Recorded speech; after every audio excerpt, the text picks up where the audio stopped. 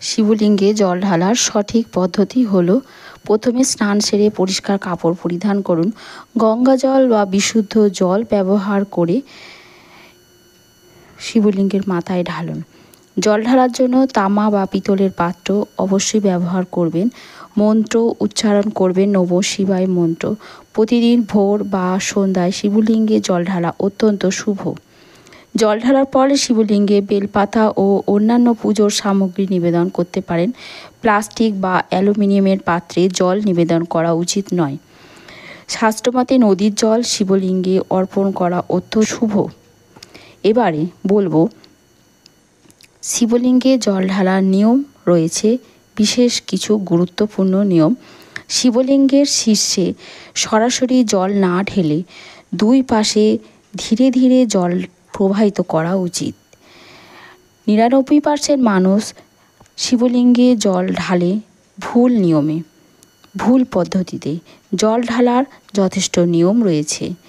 সব সময় শিবলিঙ্গে জল ঢালার সময় উত্তর দিকে মুখ করে শিবলিঙ্গে জল ঢালতে হবে, কারণ উত্তর দিকে কৈলাস পর্বত আর সেখানেই মহাদেবের বাস। তাই উত্তর দিকে মুখ করে জল ঢালুন। দক্ষিণ বা পূর্ব দিকে মুখ করে ঢালবেন না। অভিষেক পদ্ধতিতে জল ঢালুন। জল ধীরে ধীরে ঢালুন। নমঃ শিবায় মন্ত্র জপ করে জল ঢালুন।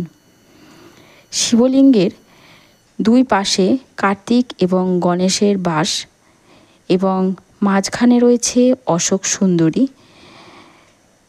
মাতা পার্বতীর হাতে শিবের অবস্থান, তাই লিঙ্গের চারপাশটা দেবী পার্বতীর বাস।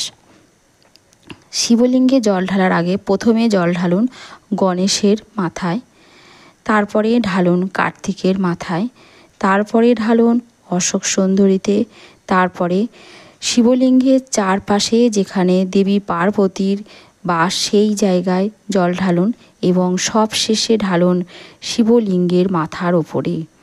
তবেই আপনার জল ঢালা সার্থক হবে এবং জল ঢালার পূর্ণ কাজ আপনার হবে। শিবলিঙ্গের মাথায় শেষে জল ঢালুন এবং খুব ধীরে ধীরে এবং আস্তে আস্তে, দ্রুত এ কাজ করা যাবে না।